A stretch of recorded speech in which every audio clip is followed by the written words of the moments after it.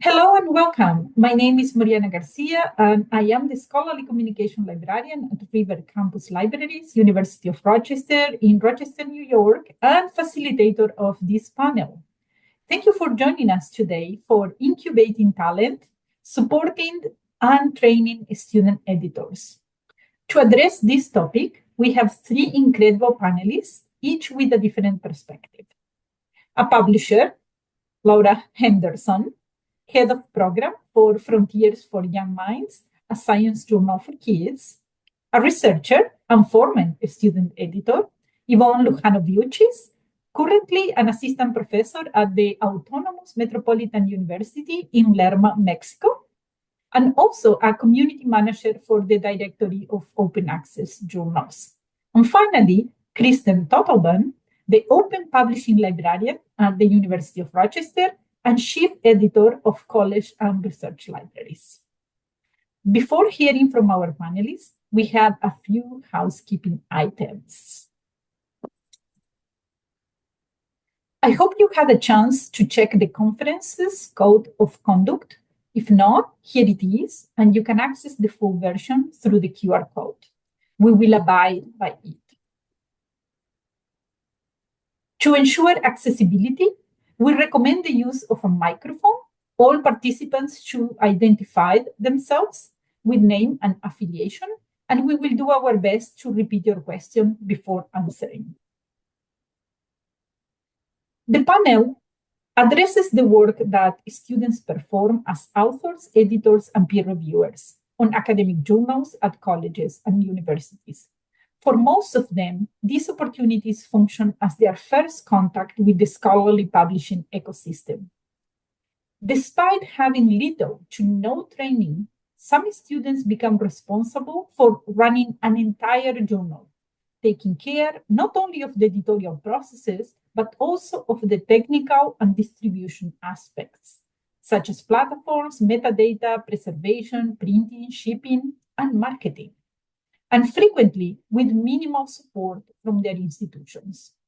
Additionally, because of the natural turnover of student editors as they graduate and leave, it is difficult for many of those journals to keep good documentation and maintain their organizational knowledge. Students doing editorial work are immersed in an intense process of learning by doing.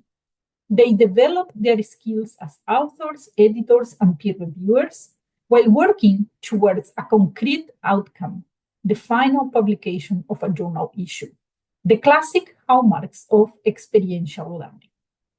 In the process, the journals themselves become talent incubators, a place where students can grow their knowledge and proficiency of scholarly publishing within a low-stakes but challenging environment.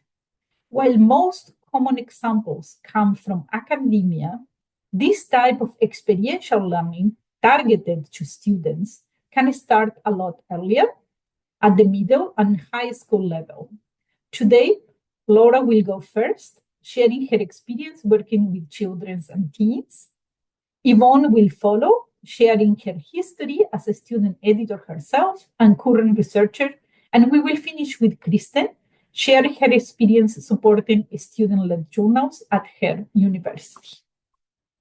So take it away, Laura.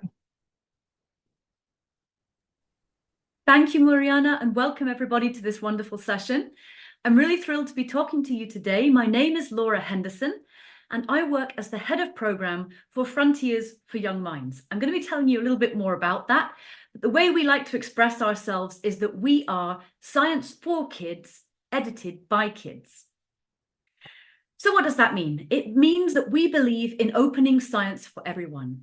We ensure that we bring reliable science, already peer-reviewed and published in other journals by the best scientists in their field, into an open and appealing format for everyone to read and understand. So working with top authors in international science institutions such as NASA, CERN, the IPCC, the International Panel for Climate Change, we craft article collections across the whole of STEM with 2 M's on hot topics that kids want to learn about. and which teachers and parents can use with total confidence. It has authority. But we don't just publish good science. We go further. We engage students aged 8 to 15 directly with the authors and with their research. So once an article is submitted to us from a top scientist, we appoint our young reviewers via their science mentors, adults who work with them locally to guide them. They then send review reports back to the author, who must implement all edits requested. And when and only when our young reviewers confirm that they are happy with the edited article, it's accessible to their classmates and peers to read, then we publish it fully open access for all our readers to read and reuse freely. So students in our process act as moderators of information, ensuring everything we publish is accessible and fun to read for others their own age. They learn not only the science of the article itself, but also about the process of review and information validation. They are taught how to think critically and ready to become the scientists of tomorrow by asking the right questions. In the 10 years since we launched, we have now published over 1,600 articles, which have been read by 46 million people worldwide. And every single article has been reviewed by our global team of young reviewers aged 8 to 15, with their science mentors guiding them and our top academic editors overseeing the publication of every paper. Our unique science engagement process makes real-life impact in the lives of our young reviewers, enabling critical thinking skills and, pardon me, and science literacy, which opens new doors for their futures in STEM. Let's take some examples. Maya is 11 and has already felt the impact of FYM in her life. She says, "I'm always curious, wanting to know stuff, so it's important to have such a reliable and great source to give me answers about the world. I was always interested in science, but Frontiers for Young Minds helped. If and when I have children, I'd love them to know about FYM. It could help them get into science." And Bhagavi, second quote here on the screen, was one of our early young reviewers 10 years ago in our first years of operation. She is now studying postgraduate neuroscience, and you can see in our quote that she credits FYM with getting her onto that path of science. She says, "It centered my foundation in neuroscience and enabled me to process scientific language. Showing this to kids in a way that other kids already understand and makes it not intimidating enables them to enjoy, to start learning how the world works." Beautifully expressed. I couldn't have put our mission better. And the side product of our process is that our top authors, almost always working with co-authors who are early career researchers, learn how to communicate better too. So our authors tell us that ours is, quote from a tweet, "hands down the most fun peer review process ever, and also the toughest. But they love it and they learn from it." Let me read you the final quote here on the screen. "The peer review process was much more blunt than for any other paper. People always talk about the mythical reviewer 3. I would say they've never had a kid review their paper. It has helped me communicate outside my scientific community." Even Bert Sackman, one of our Nobel Prize winners we published, thanked us after publishing with us, saying, "Finally, my grandchildren understand why their grandfather won a Nobel Prize." Enabling that connection between the scientist and those who will come after them, often for the first time for both, is the core of our mission. That's all from me. Thank you so much, and I'm going to hand over now to our next speaker. Thank you, Laura, for that introduction. And Yvonne, now take it away. Thank you, and thank you everyone for joining this panel. I am very grateful for the invitation to join this interesting discussion and my story. So my name is Yvonne Lujano. I am from Mexico, and I am now a professor, associate professor at Autonomous University, Metropolitan Autonomous University in Mexico. And I'm gonna share part of my story and my journey in the publishing landscape. I decided to use this image of a butterfly and the cycle the life cycle of a butterfly from an egg to this beautiful animal, just to show you how my story has developed.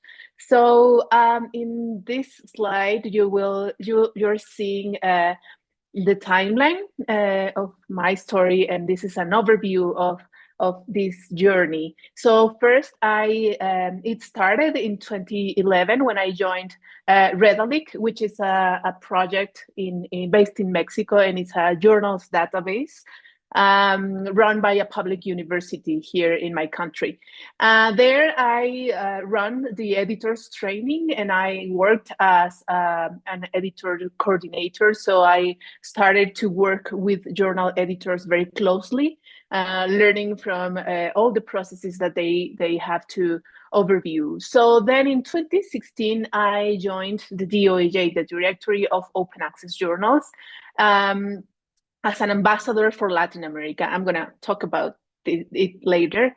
But here I had an intensive work with journal editors and publishers in all the region. So I was working with different publishers and university presses to support their editorial processes. Then in 2019, I decided to go to to Arizona State University for my PhD in educational policy. And I joined the student-run journal, CIE, Current Issues in Education. That was my chrysalis stage before becoming a butterfly. I consider nowadays in 2024, I am a butterfly because I am associate professor, and in this university I'm working in, I am a part of the editorial board. So I'm going to tell you about this story in detail in the next few minutes. So in DOAJ in 2016, as I said, I joined the program of ambassadors. This is if you don't know, the DOAJ is an index of journals from around the world, and it is driven by a growing community committed to ensuring quality content is freely available online for everyone.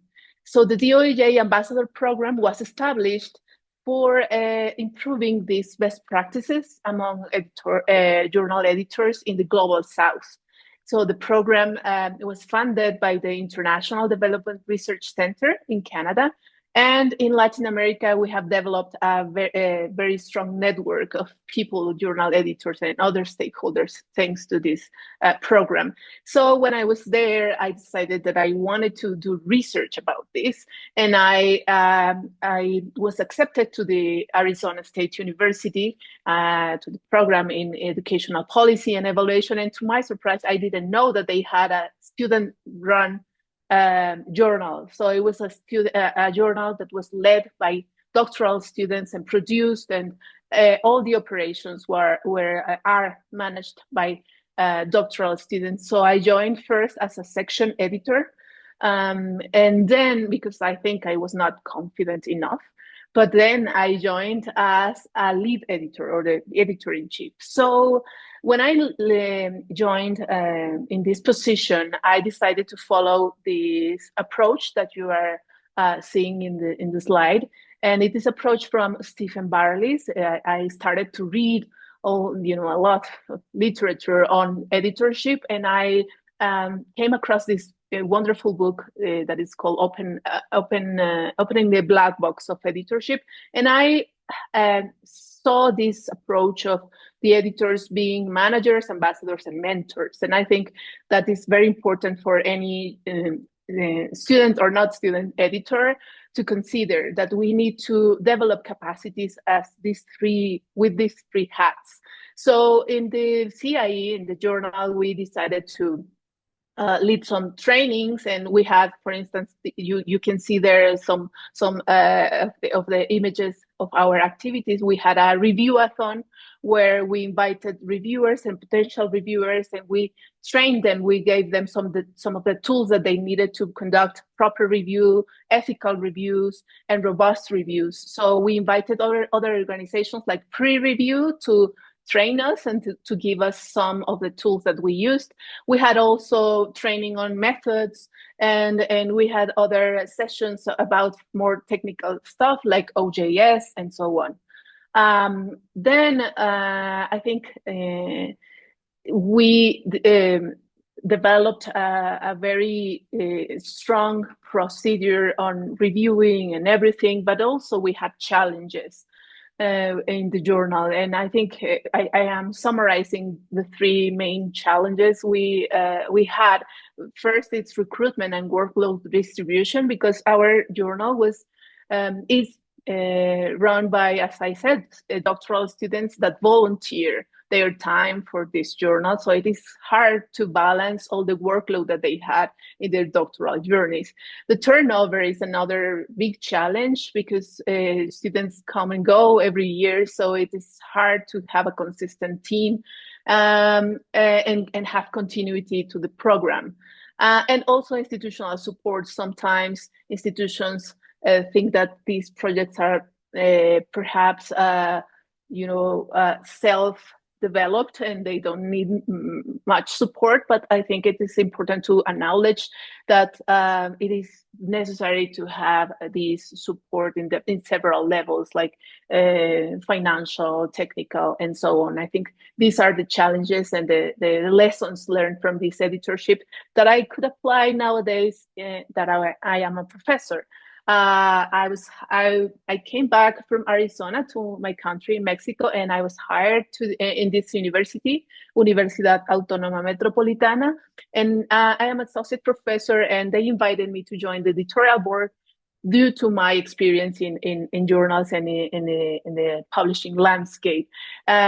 Also, I am a DOAJ senior ambassador nowadays, so I am leading leading the program and coordinating other ambassadors, and I became a Wikipedia editor and advocate.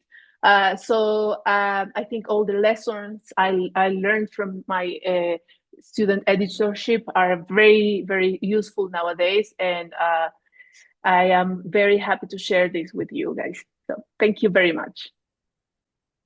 Thank you, Yvonne. That was quite a journey and very successful. Congratulations. So, Kristen, now is with you. Hello, everyone. My name is Kristen Tottleben, and I am the Open Publishing Librarian within the Scholarly Communications Department at the University of Rochester. I have been in this new role for 1 year in a new job for the library and for myself. I will share how at my university we are working to support undergraduate and graduate journal publications and their editorial staff. Until last year, the library did not have the capacity to work with or collaborate with University of Rochester-based publications as much as we would have liked. Now, with the department of 2 this past year, we are working with 3 UR-based student publications: the Journal of Undergraduate Research, JUR, Logos, the Undergraduate Journal for Literature and Art, and Invisible Culture, a graduate student publication within the Visual and Cultural Studies program. We initiated contact with them to learn about their publication processes to see if there were pain points or other challenges that they needed support with. All 3 publications are run exclusively by students. The editorial management of JUR and Logos are funded and managed as extracurricular clubs, and Invisible Culture is funded by the Visual and Cultural Studies program. As is often the case in courses, students write papers to demonstrate what they are learning and exploring. The publication process is discussed in theory in writing courses, but the practical experiential learning part is often left out. When students are on their own for figuring out how to manage and sustain a scholarly journal, it would benefit them to know of various options they have in terms of workflow for each stage of the publication process for each issue, and to plan for the sustainability of the journal itself. This is moving from the past point of view that the library only keeps copies of their publications, but now the library also assists with considering publication practices, policies, and publishing platforms. When we approached the Journal of Undergraduate Research editors, we wanted to know the logistics of their publication workflows. From there, we looked for gaps in which they might need assistance. So far, we have assigned DOIs to ongoing issues, the journals themselves, and individual articles. We've discussed copyright options and language to determine the best fit for each publication. We also discuss policy and website documentation for transparency in publishing practices. We remind them that as they are publishing other peers' work, it is important to communicate their internal processes to their authors to inform and educate so they know more about the scholarly publishing process. For older issues of the Journal of Undergraduate Research, we deposited them in our institutional repository so that they were automatically issued DOIs to assist with their discoverability and preservation. We are also learning about open journal publishing platforms and local printing companies. The undergraduate journals are online, but many students and faculty read the print version. To continue support of these student-based journal publications, we plan to meet at least once a year with the editors and/or their editorial boards, along with their faculty sponsor, if they have one. For the Journal of Invisible Culture, they have shown interest in wanting to apply to become part of the directory of open access journals, and we would like to help them achieve that status. In the future, I would like to discuss more in depth how they approach peer review practices within the publications to see if they need assistance with constructing more specific expectations and guidance for their peer reviewers. Finally, my dream is to organize a panel of student editors to present their journal publication processes to the university community and invite specific courses to attend. I'll pass it over back to Moriana. Thank you very much, Kristen. So, thank you very much to our panelists. They did a wonderful job of setting up the stage for what I hope will be an interesting discussion. To give our participants some time to digest the information, I have 3 warm-up questions for the panelists. So, Laura, for you, when reviewing a paper, how different is to work with an entire class versus an individual student? And what are the challenges and opportunities that the young reviewers, that the young students experience during the process? Thanks, Moriana. That's an excellent question. We do work, depending on the preferences of the science mentors who are our point of contact during the process, with both individual young reviewers, small groups, right up to whole classes. And the big differences for those working with them is to coordinate that time with them and to make sure that you're bringing along the understanding of everybody that you're working with. So obviously with individuals, for example, if you're working with a personal contact, a daughter of a friend, let's say, and you're helping to coach them because you have a PhD in science, then that's very easy. You might be able to personally arrange that time quite quickly. And also you might be able to have much more time spent on to and fro discussion, questions, one-to-one, to really make sure that your young reviewer has understood everything very clearly and that there are no gaps that have been left unspotted. However, when you're a science mentor working with a whole class, you have to schedule that time often with the class teacher, who might be a contact of yours. They have to dedicate a lesson time to you, and you have to cover everything that's needed in that time. It can be quite challenging, and it can be quite challenging to also make sure that everybody in that classroom gets a chance to contribute. So what we ask our science mentors to do when they write up the review report, which is formulated as a questionnaire that we send them, we ask them to capture verbatim the responses of the young people that they work with. And this really helps everybody to contribute and to feel their voices have been heard. And it also helps the science mentor to make sure that everybody has understood when they're writing it down, rather than paraphrasing from their own words. In the second part of your question, you asked me about what are the challenges and opportunities that the young people themselves experience during this process. I would say that first of all, there are very, very different levels of school approach to science. So we work in 65 countries locally with young reviewers. And obviously that includes countries in the global south. It includes private schools in the Western wealthy world. There's a huge range there of perhaps prior contact these students might have had with this level of science.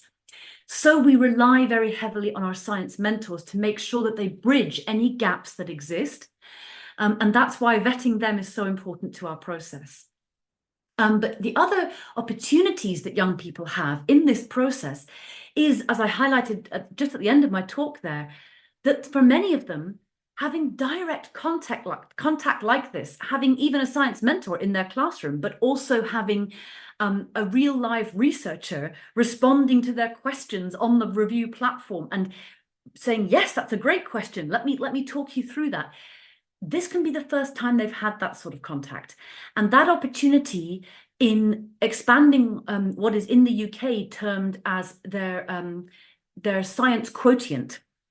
So there is like an IQ or an EQ, your science quotient can determine how well you remain literate with science your whole life and how likely you are to take on a STEM career later. That kind of input into their science quotient cannot be underestimated for children who might not otherwise have that opportunity. I think that hopefully answers your question. Thank you, Laura. That is a very interesting perspective and very empowering for the children. So, Yvonne, now for you. What were the transferable skills that your experience as a student editor brought to your current position as a professor? What gives you an edge over others who do not have that kind of experience? Yeah, thank you for that question. I think it's an interesting question because I would say the main skill and the core task that we perform in journals as editors is reviewing, right? And giving feedback. So I think we tend to assume that giving feedback is a simple task or a simple procedure. It is not.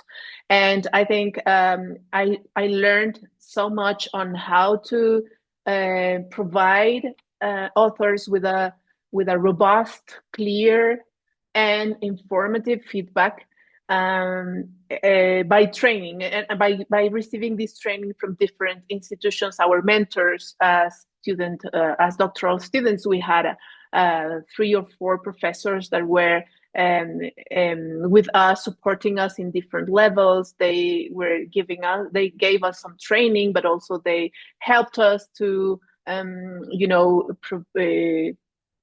give the journal all the technical adjustments that it needed, but the feedback and the training about how to provide the review for authors was crucial. And I think in our case, we embraced an ethics of care in this feedback training. So we provide reviewers with materials that not only addressed the issues in terms of manuscript writing and structure of the manuscripts and all the elements that we require from authors, but also to provide statements that were caring for authors and that were also taking into account that not all authors know the editorial process. So assuming that people or students or potential authors know how to submit,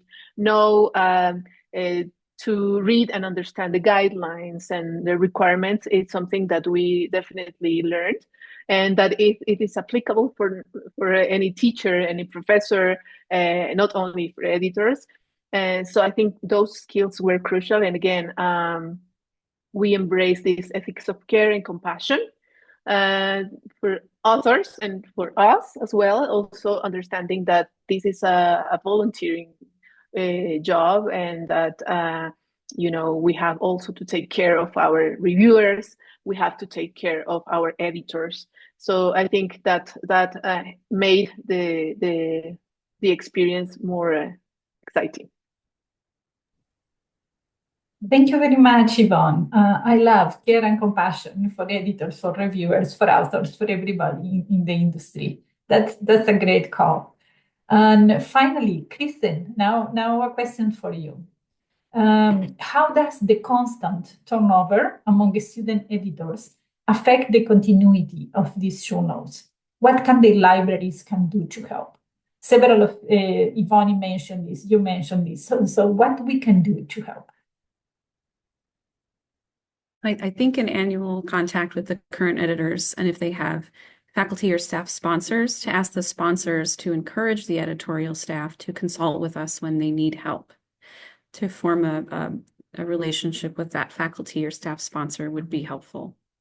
I have also recommended to at least 2 of the publications that it would help to have internal documentation and guidelines that could be optionally published online with the journal. It is not common practice, but one of the illuminating points I've experienced in helping them realize that they're not only learning by doing, but part of their responsibility is to help their peers by providing transparent and ethical instructions and procedures about the publication process for their particular journal. It's learning and finding ways to impart that learning to their peers. Thanks, Mariana.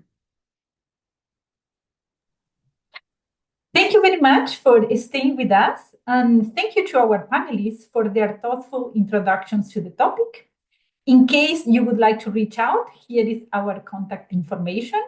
We now welcome questions or comments from the audience.